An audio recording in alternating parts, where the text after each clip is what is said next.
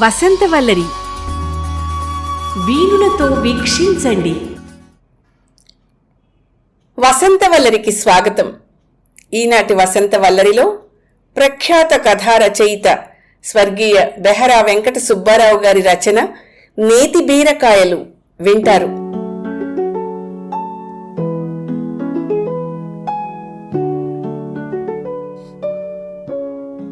తెలుగుదేశంలో అదొక గ్రామం. ఆదిశేషయ్య గారు డిఫెన్స్ సర్వీసెస్లో పనిచేసి సంవత్సరం క్రితం రిటైర్ అయ్యారు. ఆయనకి 4 సంతానం. పెద్దబ్బాయి రమేష్కి ఆ గ్రామంలోనే విలేజ్ డెవలప్మెంట్ ఆఫీసర్ ఉద్యోగం. 2వ సంతానం లక్ష్మి 6 నెలల క్రితమే వివాహం చేశారు.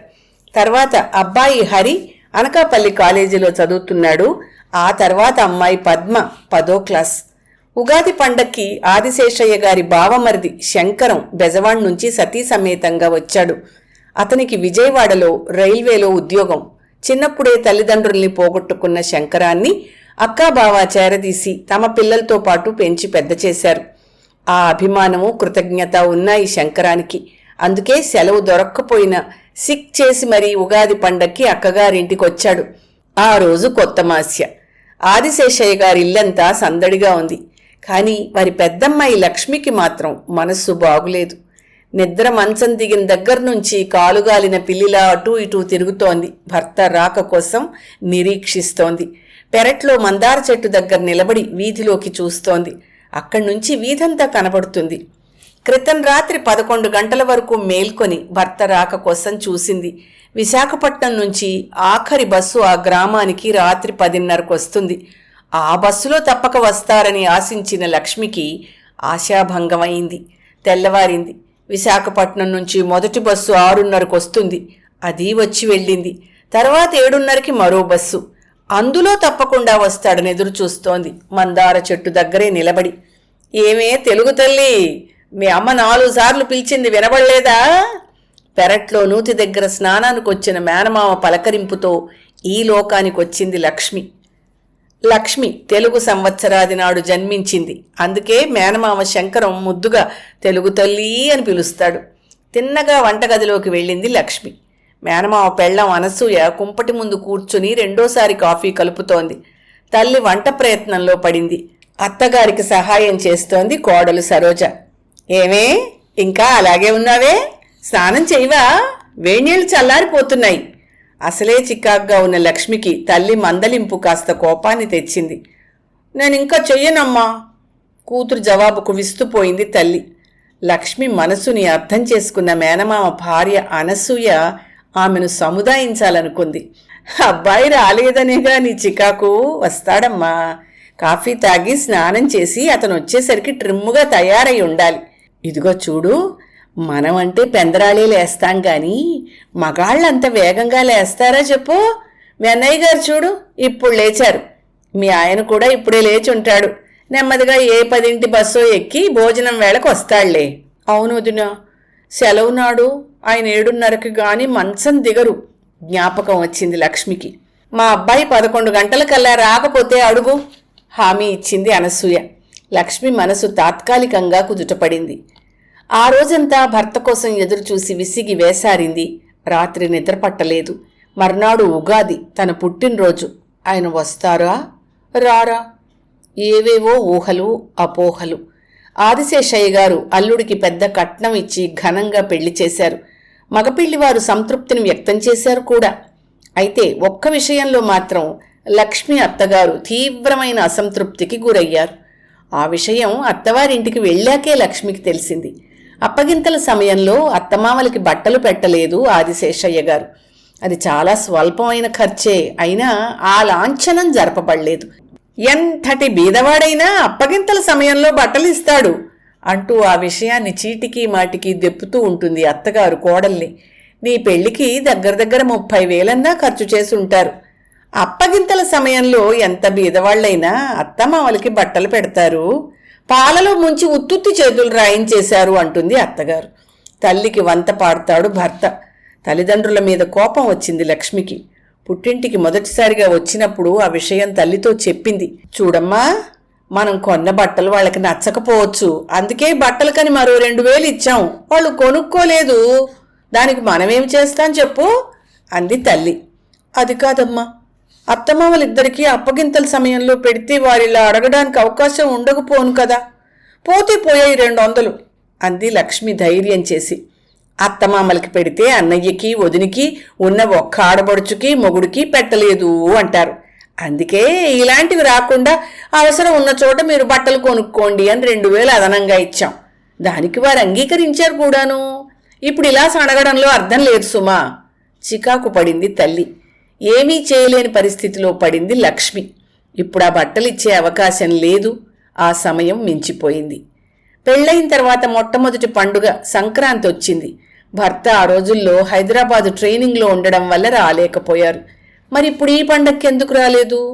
అత్తగారి కోపం తీరక భర్తను గాని పంపలేదా? పిలుపు బాగాలేదా? అన్నయ్య స్వయంగా వారం రోజుల ముందొచ్చి పండగకు ఆహ్వానించాడే. ఆడబొడుచును కూడా తీసుకురమ్మని చెప్పాడు. ఆమె దూరంగా ఎక్కడో భిలైలో ఉండడం వల్ల రావడం కుదరదు. అబ్బాయి ఒక్కడూ వస్తాడు, మీ చెల్లెల్ని తీసుకువెళ్ళండి అని చెప్పారు అత్తగారు సౌమ్యంగానే. ఆమె అనుమతి తీసుకుని మరీ నేను అన్నయ్యతో పండక్కి వారం రోజుల ముందొచ్చానే. ఉగాది ముందు శని ఆదివారాలు సెలవు. దానికి మరో 2 రోజులు సెలవు జోడించి 5 రోజులు ఉండేలా వస్తానన్నాడు భర్త. తెల్లవారితే ఉగాది, తన పుట్టినరోజు. ఆఫీసుకి సెలవులే అయినా ఆయన ఎందుకు రాలేదు? అప్పగింతలప్పుడు బట్టలు పెట్టలేదన్న కోపం ఆయన్ని రానివ్వలేదా? పుట్టినరోజు నాడు సర్ప్రైజ్ ఇస్తానన్నారు. దాని అర్థం ఇదేనా? వారి మాటలన్నీ అబద్ధాలేనా? ఇంతవరకు చూపించింది కపట ప్రేమేనా? తల్లిదండ్రులు చేసిన పొరపాటుకి నేనే విధంగానూ బాధ్యురాల్ని కాదు అనుకుంటూ రాత్రంతా ఏడుస్తూ పడుకుంది. ఎప్పుడు నిద్ర పట్టిందో తెలియదు. తెల్లవారినా చీకటింకా విడిపోలేదు.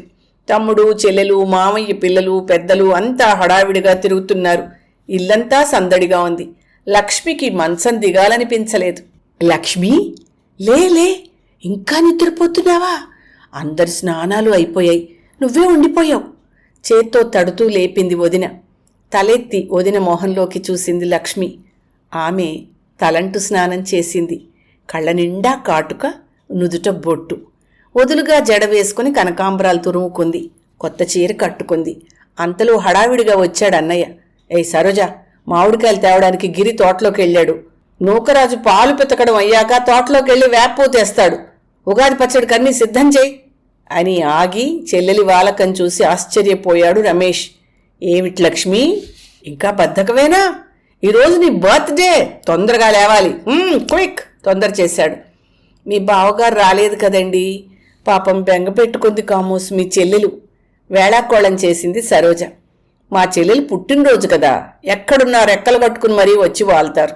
తప్పకుండా వస్తానని వాగ్దానం చేశారు కూడా. రాగానే నీ ఉగాది పచ్చడి మాత్రం పెట్టకు, చెప్పా చేయకుండా తిరుగు బస్సులో పట్నం పారిపోగలరు. భార్య మీద చెణుకు విసిరాడు రమేష్. చాలండి, నా పచ్చడిని మీరు తప్ప అందరూ మెచ్చుకుంటారు. మూతి 30 వంకర్లు తిప్పింది సరోజ. చూశావా లక్ష్మి, మీ వదినకి ఎప్పుడు కోపం రాదన్నావు అని అన్నయ్య అనడంతో చివాళ్ళ మంచం దిగింది లక్ష్మి. వదిన చుబుకాన్ని పట్టుకుని ఎత్తింది. ఏం వదినా, కోపం వచ్చిందా? ఏది నీ మొహం చూడని అంది ఆప్యాయంగా. పదమ్మా, బాత్రూంలోకి వెళ్ళి పళ్ళు తోముకునిరా, తర్వాత స్నానం చేద్దువు గాని. లక్ష్మిని లాక్కుని వెళ్ళింది సరోజ. ఒరేయ్, నూకరాజు కొమ్మలు విరిచి పట్టుకుని రావడం కాదు, పూలు ఎక్కువగా ఉన్న కాడలు కోసి తీసుకురా కేకేసింది అనసూయ. వీధి గుమ్మం దిగుతున్న నూకరాజుని పిలిచింది లక్ష్మి. ఎవ్వరికీ వినిపించకుండా నెమ్మదిగా అంది. విశాఖపట్నం నుంచి వచ్చే బస్సు వేళయింది, ఆయన వచ్చారేమో చూసిరా నూకరాజు. అదేటమ్మగారు, నే చూడపోతే అల్లుడు గారు బస్సు గాని దిగరంటారా, ఇంటికి రారా అని వాడు గట్టిగా అనడంతో విసుక్కుంది. అబ్బబ్బా, అరవకురా, ఊరికే అన్నాను, అలా వెళ్ళి బస్సును చూసిరా అంది నెమ్మదిగా. ముసిముసిగా నవ్వుకుంటూ కదిలాడు నూకరాజు. ఏదో అత్యవసరమైన ఆఫీసు పనుండి రాలేకపోయి ఉంటాడు. ఈరోజు తప్పకుండా వస్తాడమ్మా రామం. వీధి అరుగు మీద చివర్న కుర్చీలో కూర్చుని తండ్రి అంటున్న మాటలు విని సిగ్గుపడింది లక్ష్మి. వీధిలో తండ్రున్నట్టు ఆమె గమనించలేదు. అదే ఎందుకు రాలేదో తెలియడం లేదు నాన్న అంటూ ఇంట్లోకి జారుకుంది.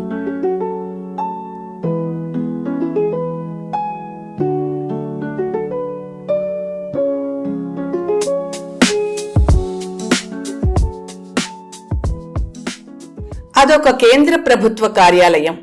మధ్యాహ్నం లంచ్ అవర్ అయ్యాక తిరిగొచ్చి తన సీట్లో కూర్చున్నాడు హెడ్ క్లర్క్ గురునాథం. టేబుల్ మీద ఉంచబడిన క్యాజువల్ లీవ్ దరఖాస్తులు ఫ్యాన్ గాలికి రెపరెపలాడుతూ గురునాథం దృష్టిని ఆకర్షించడానికి తాపత్రయపడుతున్నాయి. పేపర్ వెయిట్ వాటి మీద కూర్చుని అదుపు చేస్తోంది. ఆ ఆఫీస్లో ప్రతి గురువారం ఆ తంతు మామూలే. శని ఆదివారాలు సెలవులు. శుక్రవారం గాని సోమవారం గాని లేక రెండూ జత చేసి సెలవు కోసం దరఖాస్తులు గురునాథన్ టేబుల్ మీదకి వస్తాయి. అయితే ఆ రోజు దరఖాస్తుల సంఖ్య చాలా పెద్దదిగా ఉంది. ఇవన్నీ లీవ్ అప్లికేషన్లే. ఆశ్చర్యపోతూ వాటిని తీసి లెక్క పెట్టాడు గురునాథం. 11 ఉన్నాయి. ఆఫీసులో గుమస్తాల సంఖ్య 11. అంటే అందరూ సెలవు కావాలంటున్నారా? ఇంకా ఆశ్చర్యపోతూ ఎవరెవరు ఏ ఏ కారణాలు రాశారో, ఎన్ని రోజులు కావాలంటున్నారో పరిశీలించసాగాడు. మామూలుగా చూపే కారణాలే అయినా ఆనాటి అప్లికేషన్స్లో ఓ ప్రత్యేకత ఉంది. ఉగాది సోమవారం అయింది. ఆనాడు రెస్ట్రిక్టెడ్ హాలిడే. దాని ముందు శని ఆదివారాలు. వాటికి 2-3 రోజులు సీఎల్ జోడించిన దరఖాస్తులు ఉన్నాయి. ఉగాది నాడు అందరూ సెలవు కావాలని కోరడం పెద్ద విశేషం. చేస్తున్న పనిని ఆపుచేసి ఆ హాల్లో ఉన్న గుమాస్తాలందరూ గురునాథం గారిని గమనించడం మొదలెట్టారు. చివాల్న లేచాడు గురునాథం. కూర్చున్న కుర్చీ పెద్ద శబ్దం చేస్తూ వెనక్కి జరిగింది. ఆ అప్లికేషన్లన్నింటినీ చేతపుచ్చుకుని ఆఫీసర్ గారి ఛాంబర్లోకి వెళ్ళాడు. 5 నిమిషాలు గడిచాయి. బజర్ వినిపించడంతో లోనికి వెళ్లి వెంటనే తిరిగి వచ్చాడు అటెండర్ రాములు. రామారావు గారు, తమరు నాయగారు రమ్మంటున్నారండి. వర్తమానం అందించాడు. చివాల్న లేచి వెళ్ళాడు రామారావు. అతను యూనియన్ అసిస్టెంట్ సెక్రటరీ. మీకెన్ని రోజులు సెలవు కావాలి అడిగారు ఆఫీసర్. శని ఆదివారాలు ఎలాగూ సెలవే. సోమవారం ఉగాది రెస్ట్రిక్టెడ్ హాలిడే. మంగళ బుధవారాలు సీఎల్ కావాలి సార్ చెప్పాడు వినయంగా. ఆఫీసర్ కొంత ఇబ్బంది ఫీల్ అయినట్టు గమనించాడు రామారావు. సోమవారం ఉగాది, ఆ రోజు రెస్ట్రిక్టెడ్ హాలిడే అప్లై చేసుకుంటామని మన 11 మంది అసిస్టెంట్లు అంటున్నారు. అందరికీ గ్రాంట్ చేస్తే ఆఫీస్ మూసేయాల్సి వస్తుంది. కాబట్టి సాధ్యపడదు. 4 కన్నా ఎక్కువ మంది గ్రాంట్ చేయలేను అన్నారు. రామారావు మాట్లాడలేదు. మన రామారావు కొత్త పెళ్లి కొడుకు సార్, అత్తారింటికి వెళ్తాడు సిఫార్సు చేశారు హెడ్ గుమాస్తా గురునాథం. 4 గ్రాంట్ చేస్తానన్న వారిలో ఈయనొకరు. రామారావు మౌనాన్ని వీడలేదు. అసమ్మతిని అసంతృప్తిని చూపుల్లో వ్యక్తం చేశాడు. ఏమిటి ఆలోచిస్తున్నావు? మీలో 4 ఉగాది సెలవు ఎంజాయ్ చేయండి అన్నాడు గురునాథం. అందరూ ఆ రోజు RH కావాలంటున్నారు సార్. ఈ పరిస్థితిలో నేనేమీ చెప్పలేను అన్నాడు రామారావు. పోనీ సాయంత్రం చెప్పండి. లేదు సార్, ఇప్పుడే చెప్తాను అంటూ బయటికి నడిచాడు. ఆఫీసరు గురునాథము ఒకరి మొహాలొకరు చూసుకున్నారు. 5 నిమిషాలు గడిచాయి. గుమస్తాలందరూ ఆఫీసర్ గారి ఛాంబర్లో ప్రవేశించారు. సార్, మేమందరం తెలుగు వాళ్ళం సార్. తెలుగు సంవత్సరాది నాడు మాకు సెలవు కావాలి అన్నాడు చందర్రావు. అది తెలుగువారి పండుగ కదండి అన్నాడు భాస్కరం. మా ఫ్రెండ్స్ అంతా స్టేట్ గవర్నమెంట్ ఎంప్లాయీస్ సార్. హాయిగా హాలిడే అనుభవిస్తారు. నాకు ఎంజాయ్ చేయాలనుంది. పేకాట ప్రోగ్రాం వేసుకున్న వెంకట్రావు బావురుమన్నాడు. నన్నేం చేయమంటారు? ఈరోజు మనకి సెలవు ప్రకటించలేదు, RH ఇచ్చామన్నారు. తన అసహాయతను వ్యక్తం చేశారు ఆఫీసర్ గారు. తెలుగు సంవత్సరాది నాడు తెలుగువారికి సెలవు కాదనడం అన్యాయం కదండి వాపోయాడు పాపారావు. రీజనల్ హాలిడేస్ని మనవాళ్లే ఎగ్జిక్యూటివ్ కమిటీగా ఏర్పడి హైదరాబాదులో నిర్ణయిస్తారు. దీంతో ప్రభుత్వ ఇష్టాయిష్టాలతో ప్రమేయం లేదు.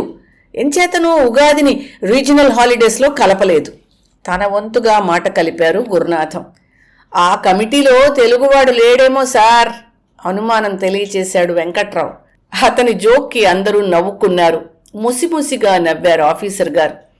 మన యూనియన్ ఓ రెజల్యూషన్ పాస్ చేసి కమిటీకి పంపిస్తే బాగుంటుంది రామారావు గారు. కనీసం వచ్చే సంవత్సరానికైనా కన్సిడర్ చేస్తారు సలహా ఇచ్చాడు యూనియన్ ఎగ్జిక్యూటివ్ మెంబర్ విజయానందం. సరే, ఇప్పటి సంగతి ఆలోచించండి తొందరపడ్డారు పేకాట ప్రియుడు వెంకట్రావు. ఇస్తే అందరికి ఇవ్వాలి సార్. మాలో మమ్మల్ని ఎంపు చేసుకోమండం బాగోలేదు. మిత్రభేదం ఏర్పడుతుంది ఠకీమని అన్నాడు ధనుంజయ్. రామారావు మాట్లాడలేదు. ఆఫీసర్ గారు పెదవి కదపలేదు. 4 గ్రాంట్ చేస్తామంటున్నారు కదా, బాగా అవసరం ఉన్నవాళ్ళు వాడుకోండి సలహా ఇచ్చారు గురునాథం. అందరం తెలుగు వాళ్ళమే సార్, అందరికీ ఎంజాయ్ చేయాలని ఉంటుంది పట్టు విడవలేదు ధనుంజయ్. ఆ నలుగురు పేర్లు ఆఫీసర్ గారినే చెప్పమనండి సార్. ఎలాగోలా సెలవు సంపాదించాలని వెంకట్రావు ఆశ. సార్ ఎలా చెప్తారండి, కొంతమందికి ఫేవర్ చూపించారని మీరే అంటారు తర్వాత. అంచేత మీరే ఓ నిర్ణయానికి వస్తే మంచిది గురునాథన్ జవాబు. ఆ రోజు అందరూ సెలవు కావాలంటున్నారు. ఈ పరిస్థితిలో ఎవరూ విత్డ్రా కారు.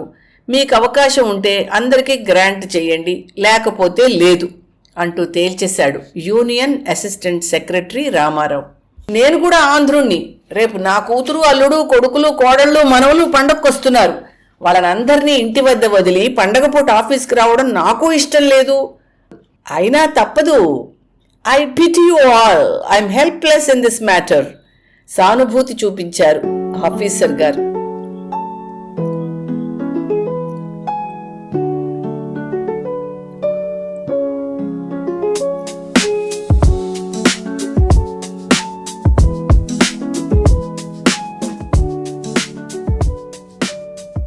నాలుగు రోజులు గడిచాయి. మళ్లీ శనివారం వచ్చింది. అమ్మా, బావగారు వస్తున్నారు. వీధిలోంచి వస్తూ గుమ్మంలో నుండే కేక వేశాడు రెండో అబ్బాయి హరి. లక్ష్మి, సరోజ ముందు గదిలో కూర్చుని కనకాంబరాలు దండగుచ్చుతున్నారు.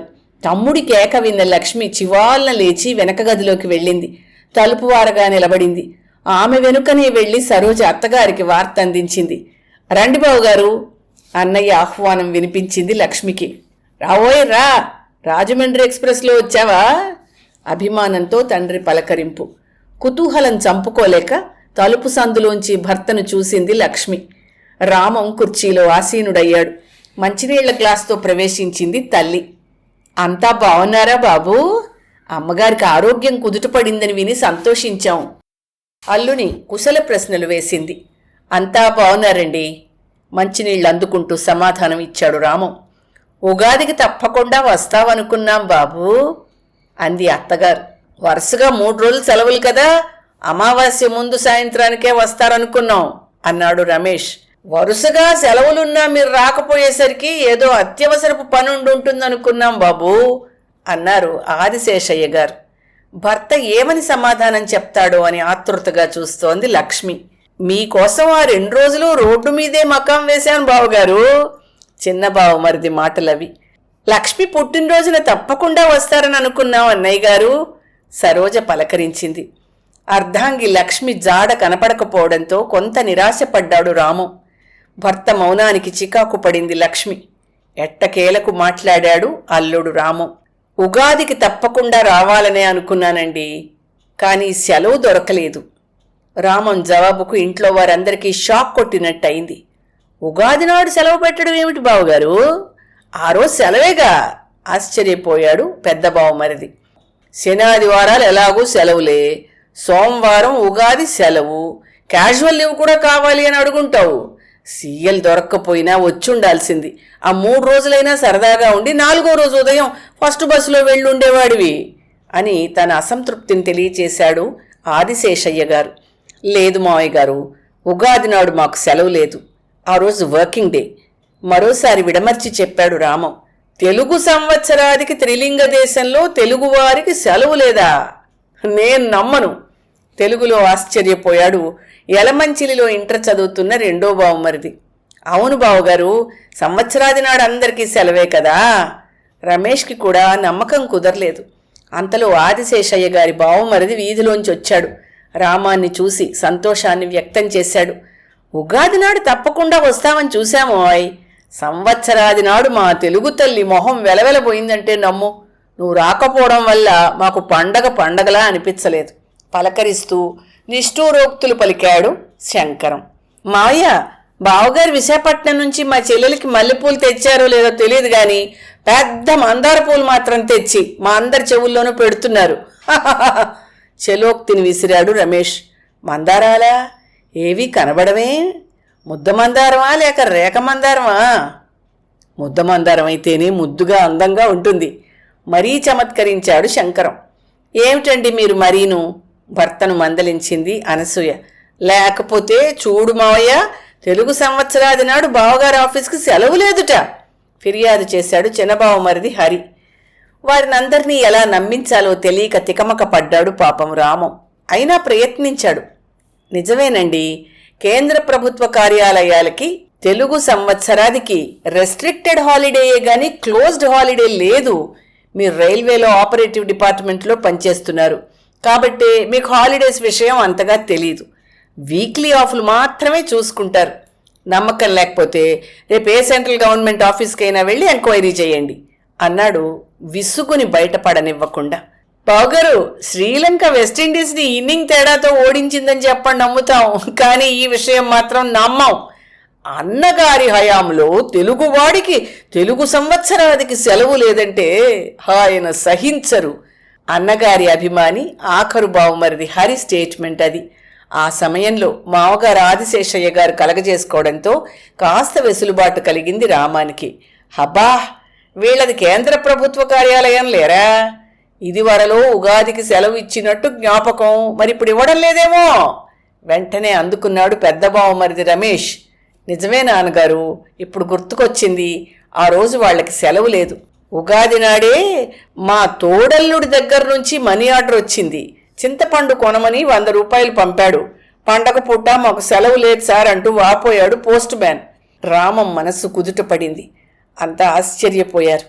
అదేమిటండి, మరి తెలుగు సంవత్సరాది అని అనుకోవడం ఎందుకు? విస్తుపోతూ అడిగింది సరోజ.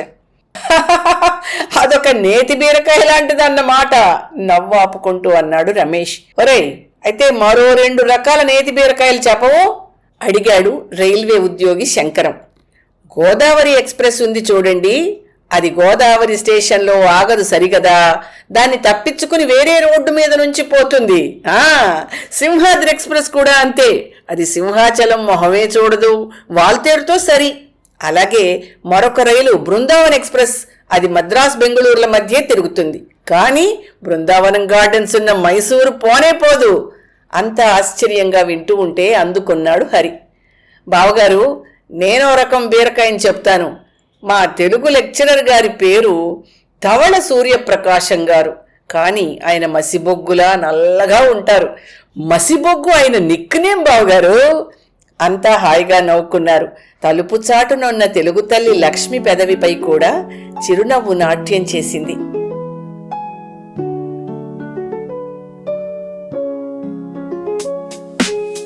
వసంత వల్లరిలో సుప్రసిద్ధ కథా రచయిత కీర్తిశేషులు బెహరా వెంకట సుబ్బారావు గారి రచన నేతి బీరకాయలు విన్నారు.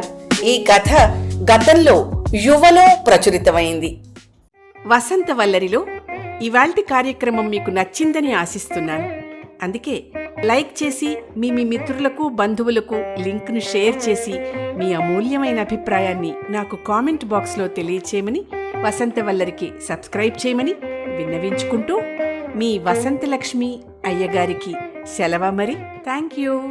వసంత వల్లరి మిత్రులు, శ్రేయోభిలాషులు, వీక్షకులు, శ్రోతలు అందరికీ ఒక విజ్ఞప్తి.